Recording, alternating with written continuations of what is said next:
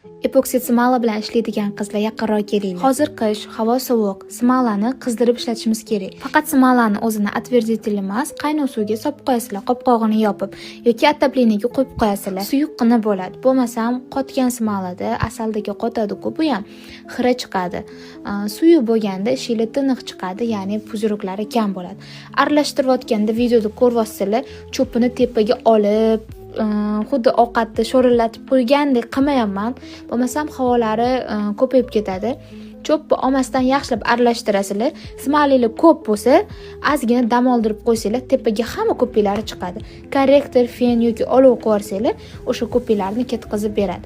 Mana shunaqa qilib tiniq ish chiqara olamiz.